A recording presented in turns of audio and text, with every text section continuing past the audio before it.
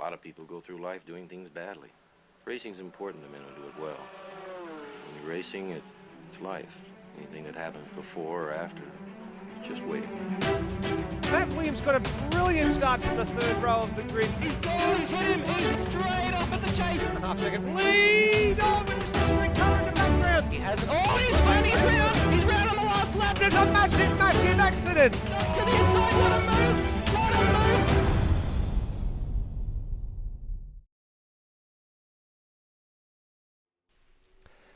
Good evening, everybody. Welcome to Automobilista Australia's Supercars Championship for 2020.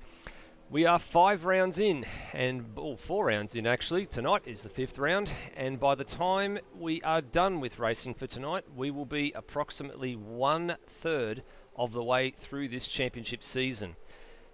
The calendar on this year's championship has been pretty favourable to Kurt Stenberg. He holds a perfect record, 7 race wins from 7 race starts, and he comes into his home circuit tonight looking to take the win on a track that he would have penciled in to be right at the pointy end of the field. The question will be, can the chasing pack prevent him from standing on the top step of the podium? The one thing that every driver wants to win is the races that take place at their home track. It's round 5, it's Barbagallo, and it's races 8 and 9 of this year's AMS Oz Supercars Championship. Welcome to Outworld Broadcasting's coverage, and welcome to all of you, wherever you happen to be tuning in, or whenever you happen to be tuning in, whether it's live or whether it's watching this back at a later date. Thank you for joining us. My name's Steve DeVries, and I'm joined by AMS Oz's Supercars colour commentator, Hans Brunswick. Good evening, Hans. Good evening, Steve. Good evening, everyone. It's good to be out here in Perth for the Barbagallo Twin Sprint, or the Western Sprint, Twin Sprint rather. And like you said, Kurt Stenberg's home track. So he'll be looking to turn on some fireworks here, but there is a very angry pack chasing him, and they don't want him to make it 8 or 9 race wins in a row later on tonight. So hopefully they can perhaps get up there. We'll see how that pans out. This race turned on a lot of fireworks last year, so we'll see if tonight delivers the goods as well. Yeah, last year this race was actually a longer distance format. It's a sprint race format tonight, so something a little bit different compared to what we had last year. But in terms of fireworks, you're absolutely right. Last year delivered fireworks, but last round also delivered some fireworks as well. So if you haven't joined us before, this is what we do each and every round. We have a look back at what happened last time out. So it was Pukekohe, races 6 and 7 of a championship, and this little trick of Will Devenish's from pointing his car towards Kurt Stenberg isn't going according to plan, and it didn't again in the opening race of Pukekohe. He lost a spot to Brenton Foley, and the field mostly got away pretty cleanly through the opening couple of corners. Rody got into the back of Lime Mitch on the opening lap, got himself a warning for that one. And it was a hotbed of mistakes though, Hans, because quite a number of drivers ran deep at this hairpin, but also this circuit was very, very easy to make mistakes on. Yeah, the hairpin turn and the bit coming out of the chicane, I think it was turn 6 coming out of the chicane off the main straight, or the back straight rather, was very complicated for a lot of drivers. Notably, we saw Brenton Foley, but we're looking at Liam Spencer now. He made a good pass on Scott Stancliffe, I believe it is. They got together later on, and here we're looking at curb cam, bit of two-wheeling action, bit of motocross action, and a great view there.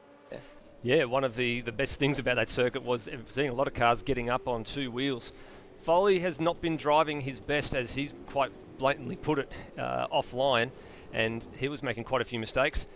Zach Ross exited at the chicane with a barbecue behind his Loose Sim Sport Fords, but the Fords were ganging up on Brenton Foley, and the mistakes just kept coming for the defending champ. He was off the road at just about every corner. Speaking of making mistakes, this was a pretty willing battle. Scott Stancliffe mixing it up with both Liam and Wayne Spencer. Everybody running pretty close nose to tail, defending from each other. Here was a late move from Scott Stancliffe, still managed to pull this off, and Wayne Spencer would have him back a little bit later on in the lap. But teammates would still keep finding each other.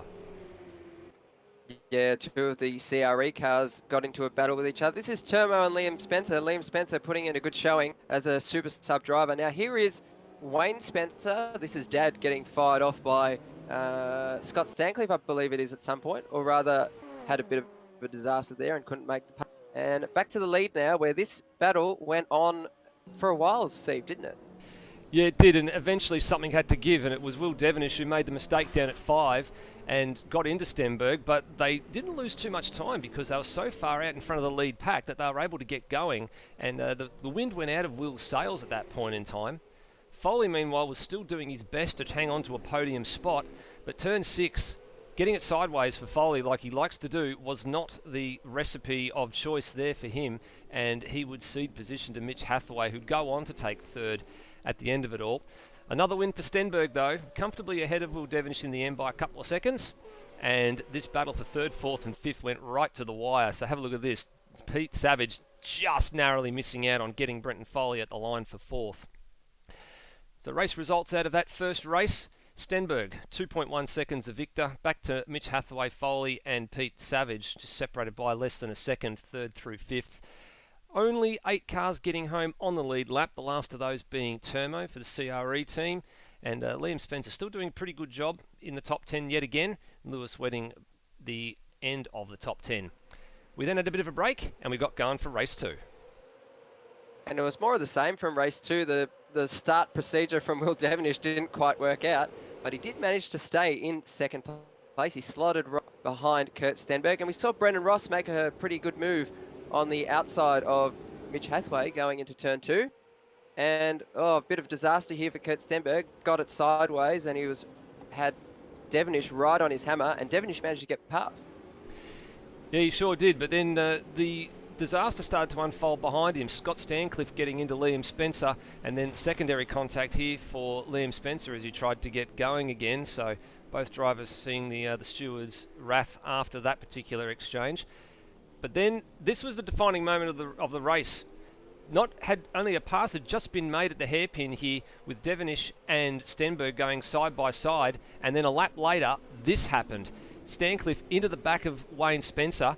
That was the catalyst to trigger the HSV Camaro safety car, which picked up the leaders. Devonish, as you'll see here, had to jam on the brakes in a great hurry. This allowed everybody from 3rd on back to come into the pits, and it really scrambled the order. It buried the leaders deep in the field. The bad news for Mitch Hathaway was he was first in and first off pit road, but he copped a speeding infringement and he'd have to do a drive-through. But for the former race leaders, Hans, this would mean they'd have to do it the hard way. And do it the hard way they did. So they had to come all the way through back from the back of the pack, their lead amounting to naught, especially with the ill timing of the safety car. But here they are fighting through, and Devonish was actually ahead of Stenberg for most of this section, and unfortunately later on, just foreshadowing something happening, here was a bit of a mistake for Stancliffe. Did that all of it on its own, I believe. And another wild battle between one of the HDS cars and Brendan Ross. Good to see Brendan Ross up there. We haven't seen much of him this season. And here was Stenberg. He was making a move on Devonish. And that would then start to put him into the podium contention here. This battle started to get really, really heated. Wedding managed an awfully good save after being shoved by Brendan Ross. Through slipped Stenberg and Devonish, and Lewis would hold on just for a little bit longer, and then we'd see a great exchange coming down into the opening sequence of corners. We'll have a look at the onboard from Will Devonish's car as this battle unfolded, and here it is. Side-by-side action, Wedding on the left, Stenberg on the right, neither willing to give. Through turn 1, through turn 2, through turn 3, side by side. They actually got through turn 4 as well, and then Wedding would apply the power and just got a little squeeze on, and that was the end of it, and then they were through. Here we see Will Devonish. He made a mistake, same corner, turn 5, and he was stuck there for a while. He was struggling to get the car restarted. Brendan Foley, meanwhile, went off the road, took a bit of a detour, and this put him back in the clutches of Kurt Stenberg. So he was on for a podium at this for Stenberg, just to rush him at the last moment. Yeah, he ended up allowing Stenberg to his outside, which was what you didn't want to do because it gave him the run. It allowed him the space that he needed to try and pull off this fantastic last pass around the outside and hold it with a lap to run until they got to the checkered flag. So Stenberg has had to have his elbows out. He's had to do it the hard way in the last couple of rounds, but he's still got another win. Foley only 3.5 tenths behind. Wedding got the final spot on the podium on that occasion, and have a look at Will Devenish. He finished down in 11th spot, still on the lead lap. He was actually involved in a late race tangle in that second race as well, off broadcast, so he was actually still inside the top 10 up until that point. So a lot of points gone begging for Will Devenish out of that second race of the twin sprint at New Zealand. Well, before we get underway for qualifying, we'll have a look at a Supercars hot lap of Barbagallo Raceway, and who better than the hometown hero, Kurt Stenberg.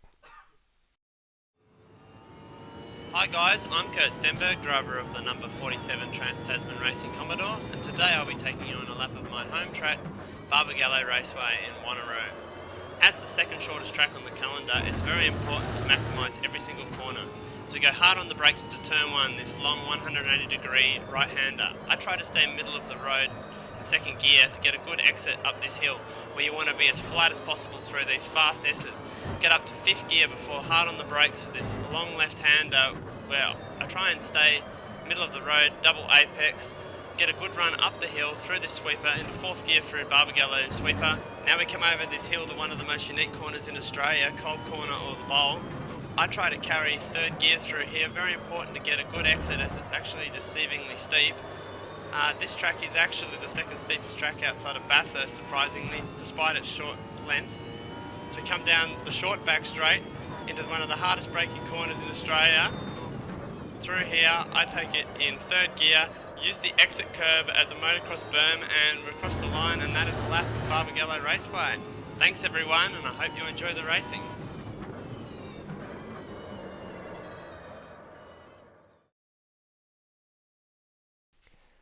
A huge thanks to Kurt Stenberg there, giving us an overview of his home track, Barbagallo Wanneroo Raceway in Western Australia. Qualifying and track race records on the bottom there. We're actually already under record pace in the practice session, which is just about to conclude. Hans, there's a couple of things that Kurt Stenberg mentioned on that little bit of footage there. One is you need to maximise every corner on this circuit, being the shortest lap of the season by a mere 4 metres over Symmons Plains in Tasmania. Very, very important to maximise every corner. And the other thing, the critical run out of the second to last corner, turn 6, you've got to learn to carry the right amount of speed. You've got to learn to then get on the throttle at precisely the right moment to get up that steep hill, which is a bit of a weird one. It doesn't look like it on the footage or on the broadcast cameras, but it is deceivingly steep because that really hurts your run. To the circuit to actually get into the corner, and then to get out of the corner, it's also difficult because the thing is about it, depending on how your car is set up, you can take an early apex or a late, and that will in the straight. So taking a late apex is preferable, but you see different drivers, they approach it differently. Yeah, they sure do. Everyone takes a little bit of a different approach to just about every corner, but it's going to be a margin of 1%. Any of the tracks that we have on the calendar that are a sub 1 minute lap, you are going to